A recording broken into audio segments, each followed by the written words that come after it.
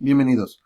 Ahora vamos a analizar lo que se conocen como las propiedades o en algunos textos llaman leyes de los límites. Vamos a partir de los siguientes elementos. Vamos a tener dos funciones, f de x y g de x, tales que el límite existe. Recuerda que en las secciones anteriores habíamos platicado que a veces el límite no era alcanzable o el límite no existía, porque la tendencia por derecha y por izquierda eran distintas. En este caso vamos a partir de que el límite existe tanto para f de x como para g de x. Y cuando nuestra función, o mejor dicho, cuando la variable x tiende a 0. También vamos a considerar la presencia de un escalar. ¿Qué es un escalar? Es un número real, ¿de acuerdo? ¿Cuál? El que tú quieras. Y tenemos las siguientes propiedades, o como te había mencionado anteriormente, en algunos textos llaman leyes de los límites. La primera es unicidad del límite. Ya hemos platicado, nos dice que si el límite por derecha es igual al límite por izquierda, entonces el límite existe y lo que es muy importante es único, ¿de acuerdo? Ahora vamos al siguiente, el límite de una suma. Este se representa de esta forma. Cuando tengo el límite de una suma de funciones es igual a la suma de los límites individuales. Es decir, yo aplico el límite a cada función por separado y puedo sumarlos. Lo mismo pasa para la resta. Quiero tener el límite de una resta de funciones. Esto es equivalente a restar los límites aplicados de forma individual a cada función. ¿De acuerdo? O como se dice de forma más coloquial, es igual a la resta de los límites. Ahora, esto es muy importante, empieza a ser todos son muy importantes, pero ese de aquí tenlo presente, porque recuerdo un problema que venía en un concurso de la preparatoria, interpreparatoriano, que era un problema muy interesante, espero haberlo apuntado en algún lugar, y se resolvía de una forma muy sencilla, se resuelve precisamente aplicando esta cuarta propiedad, que dice que el límite de un producto de funciones es igual al producto de los límites. Te das cuenta de lo que hacemos es que el límite va a operar a cada una de las dos funciones involucradas en el producto y una vez que lo hacemos podemos multiplicar los límites. Entonces, aguas con esta propiedad, pues si te pregunto ese tipo de cuestiones, por ejemplo en el examen, ¿no? Ten en cuenta todas estas propiedades. Siguiente, el límite del producto de una función por un escalar. Nuevamente lo hemos representado aquí y es igual a lo siguiente. Tú tomas el escalar y lo multiplicas por el límite aplicado a la función. Muy bien. Otro que es muy importante, el límite de una constante. Y luego causa cierta confusión. Si tú tienes, por ejemplo, el límite de 5 cuando x tiende a 20, es simplemente 5. Dicho de otra forma, el límite de una constante es la constante. ¿De acuerdo? No confundir con la derivada. La derivada de una constante es 0. Pero eso se verá más adelante. Y tenemos este de aquí, por ejemplo, ¿no? El límite de un cociente de funciones, f de x sobre g de x, es igual al cociente de los límites, siempre y cuando, como ya sabemos, el límite del denominador sea distinto de 0. Muy bien. Ahora tenemos este de aquí, es el límite de una función f de x elevado a una potencia, tal que esta potencia es un número real. Entonces, esto lo vemos representado aquí. Y equivale a obtener el límite primero de la función y una vez que tenemos el resultado lo elevamos a la potencia k. Estoy seguro que a este punto ya notaste cuál es la idea, ¿no? La idea es que tú puedes acomodar el límite a tu conveniencia, pero siempre afectando a las funciones involucradas, ¿de acuerdo? Este también es interesante, el límite de una función tipo exponencial. Tenemos aquí k, va a ser un número, distinto de 0 desde luego, en este caso elevado a una función. Entonces podemos hacer lo que te había platicado. Tomas el número y lo elevas al límite. Lo elevas al límite aplicado a la función g de x. Muy bien. Siguiente. Tenemos el límite de una función potencial exponencial. Este suena interesante. Estamos aplicando el límite a una función elevado a otra función. Entonces, ¿qué es lo que hemos aprendido al analizar todos estos casos? Que yo puedo aplicar el límite a cada una de las dos funciones ¿de acuerdo? Por separado. De tal forma que esto equivale a aplicar el límite a f de x que actúa como base y ese resultado elevarlo a el límite de la función g de x que actúa como exponente cuando x tiende a en este caso. Tenemos el límite de la raíz de una función, ya te lo imaginarás también. Aplicamos el límite de la enésima raíz de una función y esto equivale a que aplicar la enésima raíz pero al límite de la función, ¿de acuerdo? O sea, si te fijas, la idea es que siempre poner el límite junto a la función, el límite junto a la función, ¿de acuerdo? Entonces esto de los límites afecta a las funciones siempre. En el caso de que sea una función constante, pues no la altera, simplemente se queda igual. Muy bien. Entonces vimos este de aquí. Y bueno, hay que recordar una cosa, ¿no? Si n es un número par, entonces f de x tiene que ser positivo. Mejor dicho, el límite de f de x tiene que ser positivo, y aunque aquí no lo marca, también puede ser igual a 0, lo sabemos. Ahora, por último, tenemos el límite del logaritmo de una función. Recordando, claro, que k es mayor que 0. Entonces, el límite del logaritmo base k de una función es igual a ¿qué? Al logaritmo del límite de la función, cuando x tiende a. O sea, nuevamente volvemos a lo mismo, ¿no?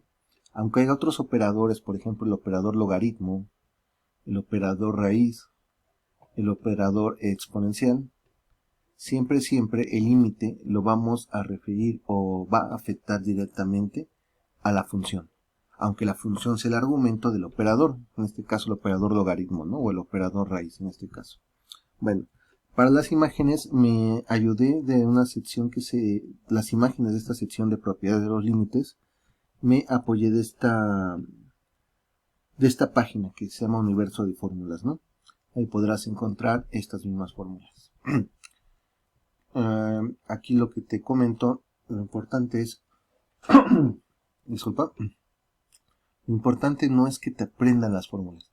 Lo importante, al menos desde mi punto de vista, es que las vayas comprendiendo y de alguna forma las vayas incorporando a tu caja de herramientas matemáticas a través del uso de ejercicios y de muchos ejercicios. ¿De acuerdo? Bueno, muchos o pocos, según esto ya tendrá que ver con la habilidad matemática que tengas en este momento, en la cual desde luego vas a ir puliendo conforme avanza el curso o otros cursos de matemáticas que tengas en la licenciatura, según sea el caso y la carrera. Bueno, vámonos a la última parte ahora sí de esta introducción. Tenemos obtención de límites algebraicos. Y bueno, tenemos lo siguiente. Para determinar el valor de un límite, si es que este existe, en x igual a c, de funciones no definidas en c, por ejemplo, el caso que vimos de x cuadrada menos 9 sobre x menos 13, sería un ejemplo, vamos a utilizar la siguiente propiedad. Y aquí algo que es súper importante en esta propiedad que te voy a mencionar ahorita. Esta, por favor, apúntala en tus apuntes, en tus notas con rojo o no sé, como tú consideres, porque es muy importante esta propiedad. Y dice lo siguiente. Si f de x es igual a g de x, o sea, dos funciones distintas, para toda x distinta de c. O sea, quiere decir que las dos funciones son iguales, excepto en un punto. Ese punto es el punto que nos interesa, x igual a c. Es el punto al cual tiende nuestra variable cuando aplicamos el límite. Y aparte de eso, y existe el límite de g de x cuando x tiende a c, entonces se cumple lo siguiente. El límite de f de x cuando x tiende a c es igual al límite de g de x cuando x tiende a c. Esto puede parecer a trabalenguas, pero te pido por favor que lo medites un poco, trates de comprenderlo, sobre todo a través del siguiente ejemplo. Antes de ver el ejemplo, te comento rápidamente de qué trata esto. Tenemos una función f de x que tienen determinaciones. Tienen determinación particularmente en el punto que nos interesa, x igual a c, ¿de acuerdo? Que es hacia donde tiende el límite. Y aparte tenemos otra función g de x, con una diferencia. Esta función g de x no va a tener determinaciones. y son iguales en todo punto excepto en x igual a c. Entonces, ¿cuál crees que sea más fácil de evaluar? ¿La que tiene indeterminación o la que no tiene indeterminación? Pues la respuesta es que esta es más fácil de evaluar, ¿de acuerdo? Y los límites van a ser iguales. Vamos a ver el ejemplo que platicábamos hace rato, en otra clase, perdón, que es este, ¿no? El límite de x cuadrada menos 9 cuando x tiende a 3. Entonces, si evaluamos, sabemos que nos va a dar 0 sobre 0, nos dan indeterminación, ¿de acuerdo? Sin embargo, vamos a analizar la gráfica de esta función, x cuadrada menos 9 cuando x tiende, x cuadrada menos 9 sobre x menos 3, ya habíamos visto, parece una línea recta, de hecho no parece, es una línea recta, ¿verdad? La gráfica. Pero observamos que existe otra función, en este caso la otra función es x más 3. Y si analizamos su gráfica, notamos que en esencia es la misma gráfica, salvo un gran detalle. ¿Cuál es ese detalle? Esta, que corresponde a f de x, x cuadrada menos 9 sobre x menos 3, no está definida cuando x tiende a 3. Sin embargo, la otra, g de x igual a x más 3, está definida para todo punto. Entonces lo que podemos hacer es cambiar el límite que tenemos aquí con indeterminación por el límite de la otra función g de x cuando x tiende a c. ¿De acuerdo? Y es precisamente lo que vamos a hacer. Entonces las gráficas son iguales en todo punto salvo x igual a 3, muy bien, donde f de x no está definida. De esta forma podemos hacer lo siguiente. Igualar el primer límite, el que era algo complejo o difícil de determinar, si simplemente evaluamos nos daba 0 sobre 0, por el otro límite, el de x más 3 cuando x tiende a 3. ¿De acuerdo? Entonces, este es muy fácil de evaluar, porque es directo. Simplemente vamos a sustituir x igual a 3. ¿Y el resultado cuál va a ser? El límite de x más 3 cuando x tiende a 3 es igual a 3 más 3, que es igual a 6. ¿De acuerdo? Entonces, de esta forma resolvimos el límite que habíamos resuelto anteriormente por medio de un análisis numérico. ¿De acuerdo? Y que también pudimos resolver viendo la gráfica de nuestra función. Sin embargo, puede que no siempre sea tan fácil hacer el análisis numérico. No tienes a la mano, por ejemplo, Excel o algún otro software que te permita hacerlo, o incluso no puedes hacer la gráfica en ese momento, no es tan sencillo de hacer. Entonces vamos a optar por soluciones analíticas. ¿Qué quiero decir con soluciones analíticas? Vamos a buscar metodologías que nos permitan pasar del límite de f de x al límite de g de x, ¿de acuerdo? Entonces, lo que te comento, podemos resolver límites con determinaciones al momento de evaluar directamente, transformando la función original f de x en otra que se llama g de x, ¿de acuerdo? La cual es igual a f de x en todo x distinto de c, y cuyo límite es fácil, o por lo menos es más fácil de obtener por sustitución directa. Muy bien. Ahora, ¿cómo vamos a hacer esto? Bueno, la clave para obtener g de x a partir de f de x es retirar las indeterminaciones. Por ejemplo, aquí una indeterminación sería x menos 3. Si te das cuenta, en esta función ya no aparecen. ¿Y cómo vamos a retirar esas indeterminaciones? Pues va a ser mediante artificios matemáticos, como pueden ser factorizaciones, pueden ser simplificaciones y el uso de unos especiales. Cambios de variable también se pueden utilizar. Todos estos elementos ya los vimos previamente. ¿Dónde los vimos? Los vimos en la primera parte del curso, FAI, o Fundamentos de Álgebra Intermedia. Bueno, ya para terminar, te pido una disculpa si de repente se oye mucho ruido, ruido en la calle, pasan comerciantes, luego hay niños, gente que grita o a veces hasta una grosería se le sale. No sé si eso se capta en el video. Es muy raro que pase, es muy raro que pase eso, pero si pasa y no me doy cuenta, te pido una disculpa.